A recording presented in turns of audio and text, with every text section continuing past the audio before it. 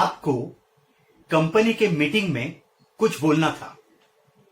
आप बोलना चाहते थे लेकिन आप नहीं बोले, इसीलिए कि आपको यह डर लग रहा था कि मैं जो बोल रहा हूं वो अगर किसी को पसंद नहीं आए तो लोग मुझ पर हंसेंगे, और आप ही के पॉइंट्स दूसरे किसी ने बोल दिए और प्रशंसा उनकी हो गई।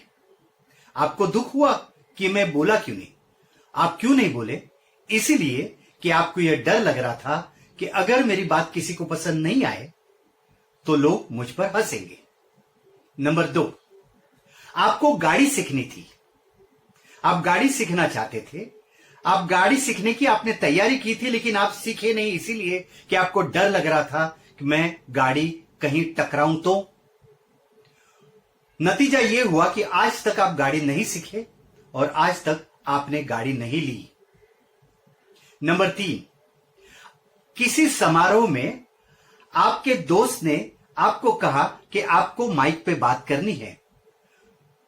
आपको बात करने की इच्छा थी माइक पर, लेकिन आपने नहीं की क्योंकि आपको यह डर था कि कहीं अगर आपसे कुछ गलती हो जाए तो लोग आप पर हंसेंगे, और आपने माइक पर बोलने से इनकार कर दिया क्योंकि आपको डर था कि लोग आप पर हंसेंगे। नंबर 4, आपको एक एग्जाम देनी थी, जो एग्जाम देने के बाद आपकी जिंदगी में तरक्की हो जाती थी, जिस तरक्की की वजह से आप अच्छी जिंदगी जी सकते थे, लेकिन आपको यह डर था कि अगर मैं फेल हो जाऊं तो लोग मुझ पर हंसेंगे। इन सभी बातों में एक समान बात थी। क्या समान बात थी? कि आपको डर था कि मैं फेल हो जाऊं तो लोग क्या कहेंगे। लोगों के डर से आपने कभी प्रयास ही नहीं किया। लोगों के डर से आपने कभी कोशिश ही नहीं की। अंतिमतः नुकसान अपना होता है। कई क्षेत्र में हम लोग अपना नुकसान कर लेते हैं।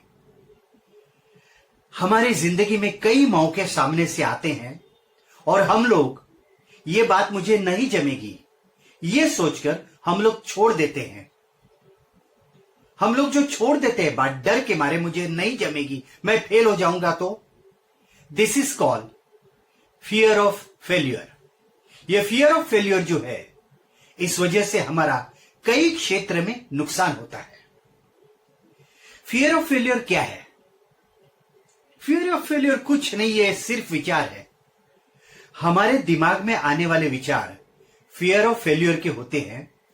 इन विचारों के ऊपर दूसरे विचारों से अमल करना होता है, जिस वजह से हमें फियर ऑफ फेल्यूर को धक्का मार के निकाल देना होता है। फियर ऑफ फेल्यूर को भगाना होता है, और फियर ऑफ फेल्यूर को हम जब भगाते हैं हम लोग कामयाबी हासिल कर सकते हैं।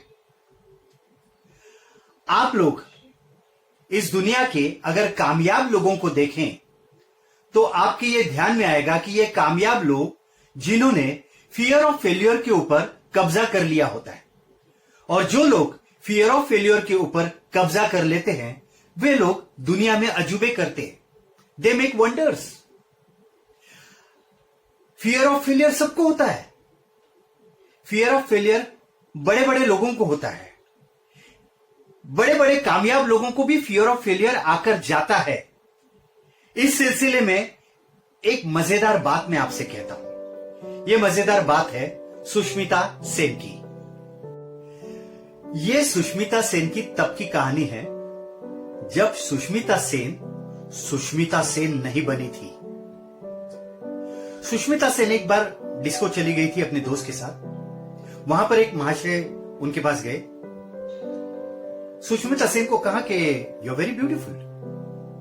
सुष्मिता सेन ने ऐसे देखा जैसे हर खूबसूरत लड़की पराये पुरुष के पास देखेगी, और चली गई वहां से।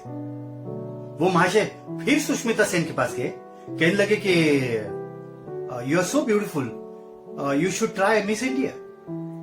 सुष्मिता सेन तो डर गई, बोले कि ये कुछ भी बात कर रहा है, वहां से निकल गई। तीसरी बार वो महाशय सुष्मिता सेन के पास गए और उन्होंने कहा कि my name is Ranjan Bakshi, I am from Times of India. मैं ये चाहता हूं कि आप मिस इंडिया में आए, ये मेरा कार्ड है। सुष्मिता सेन खुश हो गई, बोले चलो मिस इंडिया में जाएंगे। दूसरे दिन सुष्मिता सेन उनके ऑफिस में गई। मिस इंडिया के फॉर्म उन्होंने भर दिया, उनके पास दे दिया फॉर्म। मिस्टर बख्शी ने कहा कि देखो सुष्मिता, इस कॉन्टेस्ट में से 25 लड़कियों ने पहले से ही अपने फॉर्म वापस ले लिए हैं। बोले क्यों? बोले क्योंकि इस कॉन्टेस्ट में ऐश्वर्या राय उतर रही है। ऐश्वर्या राय का नाम सुनते ही सुष्मिता सेन डर गई, क्योंकि ऐश्वर्या राय तब तक ब्यूटीफुल मिस इंडिया वगैरह नहीं हुई थी, लेकिन उसका बड़ा बोलबाल था कि ऐश्वर्या राय बहुत ब्यूटीफुल है। सुष्मिता सेन ने भी फॉर्म वापस ले लिया। बोले मुझे नहीं उतरना है जब ऐश्वर्या राय यहां पर है। घर चली गई। घर जाने के बाद मम्मी ने पूछा क्या हुआ। उसने कहा कि भाई वहां पर ऐश्वर्या राय है, मैं कहा उसमें हिस्सा ले लूं, इसलिए मैं वापस आई। जो उनकी मम्मी उनके ऊपर टूट पड़ी। मम्मी ने कहा तुम्हें क्या समझता है, ये क्या तरीका होता है? कोशिश के पहले से ही तुमने हार मान ली। अरे तुम्हें लगता है ऐश्वर्या राय खूबसूरत है तो ठीक है, अगर हारना है तो दुनिया की सबसे खूबसूरत लड़की से हार जाओ, औरों से हार कर क्या फायदा है। मां ने उसकी ऐसी की तैसी जो कर डाली, बट सही शब्दों में। यह सुनने के बाद कि अगर हारना है तो दुनिया की सबसे खूबसूरत लड़की से हारो, औरों से हार कर क्या फायदा है, और कोशिश के पहले ही तुमने हार क्यों मान ली।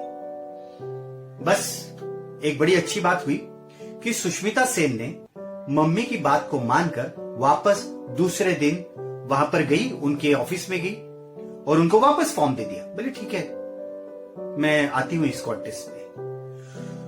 सुष्मिता उस कॉन्टेस्ट में गई।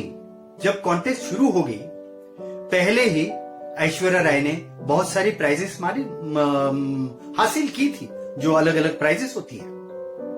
जब एक्चुअल कॉन्टेस्ट हुई तब सुष्मिता सेन देख रही थी, नाम अनाउंस हो गया, first runner up Aishwarya Rai.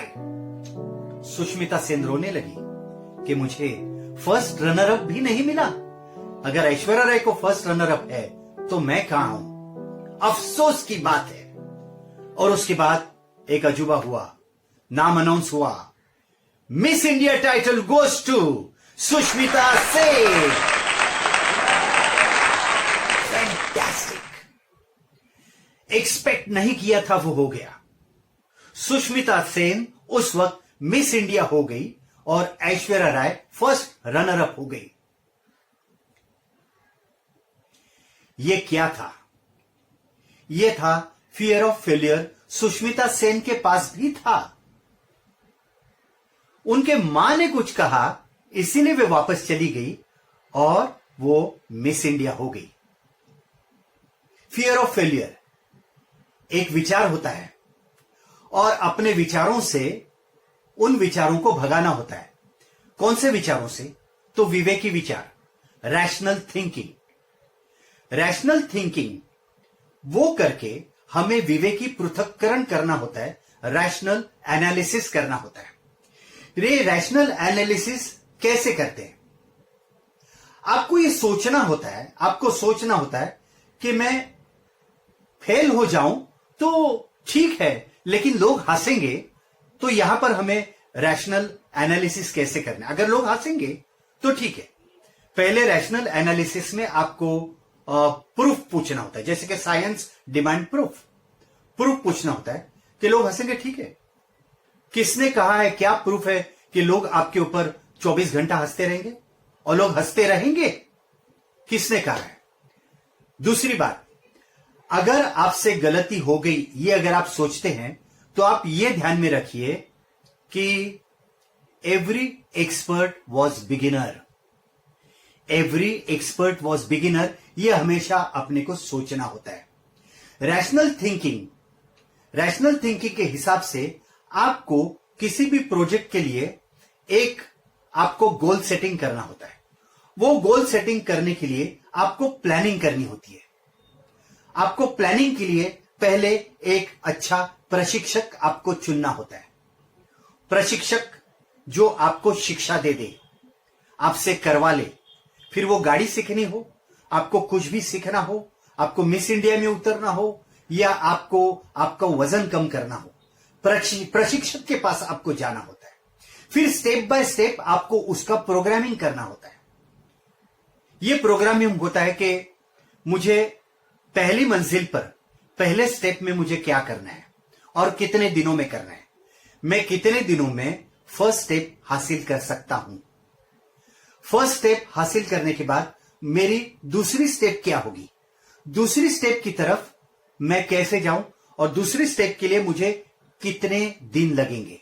अगर पहले दिन को किसी को 10 दिन लगने वाले हैं, चलो मुझे 15 दिन लगेंगे, लेकिन कोई प्रॉब्लम नहीं, मैं पूरी कोशिश करूंगा और 15 दिन की कोशिश करके मैं दूसरी स्टेप की तरफ जाऊंगा।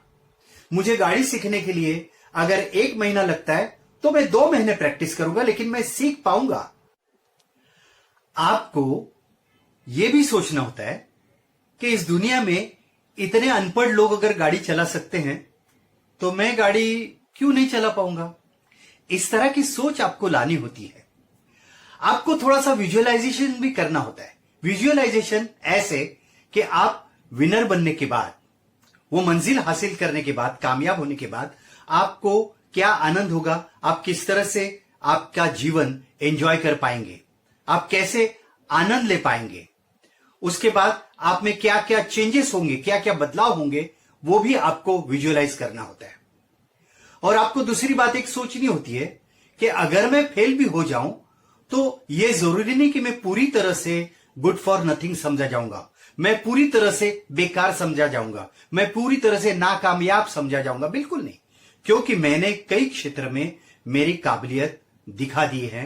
मैं कामयाब हो सकता हूं, मैं पूरी तरह से नाकामयाब नहीं रह सकता।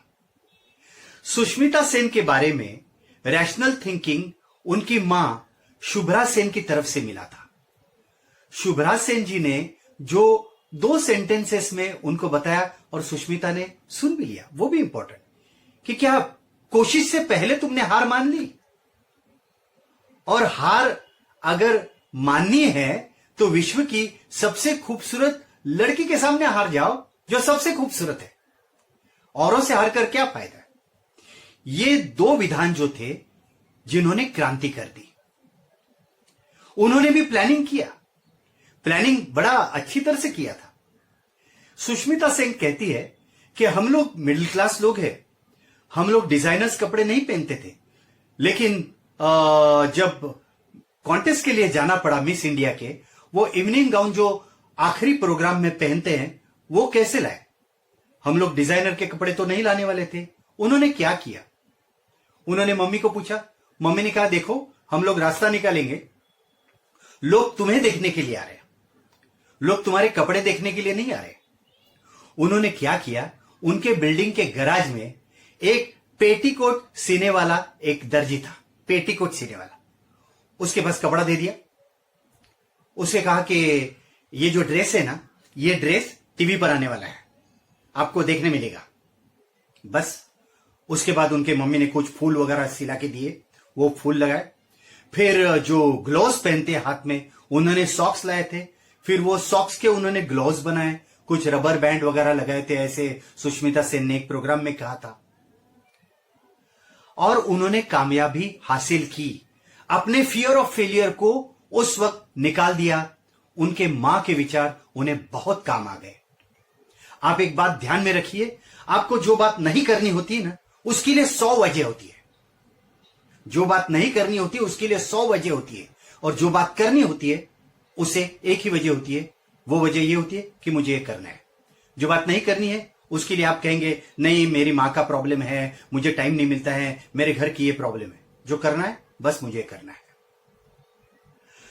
आप और एक बात कभी मत भूलिएगा, रेस में कई घोड़े दौड़ते हैं, उसमें से एक ही घोड़ा जीतता है, एक ही घोड़ा जीतता है। लेकिन बाकी के घोड़े जो पहले नहीं आते, उनकी तरफ देखकर लोग कभी ये नहीं कहते कि है ये नाकामयाब है, ये वर्थलेस है, ये गुड फॉर नथिंग है। नहीं, उनके पास भी ये रेस का घोड़ा है, इस नजर से लोग देखते हैं। और एक बात बड़ी जोरदार दिमाग में रखिए, कि जो घोड़ा रेस में नहीं दौड़ता है वो एक मामूली घुड़सवारी के लिए जाता है या तो टांगे को लगाया जाता है। आपको कौन सा घोड़ा बनना है? आपको कौन सा घोड़ा बनना है? रेस का घोड़ा बनना है कि टांगे का घोड़ा बनना है? आप सोचिए, उठिए, काम को लगिए। आपको यह बात अगर अच्छी लगी हो, आप फेसबुक पर शेयर कीजिए, सबके पास पहुंचने दो। आप सब्सक्राइब कीजिए, यूट्यूब पर संदीप चोनकर आप टाइप कीजिए, आपको मिल जाएगी। लेकिन आप आपके फियर ऑफ फेलियर को निकाल दीजिए, काम को लगिए, उठिए। All the best.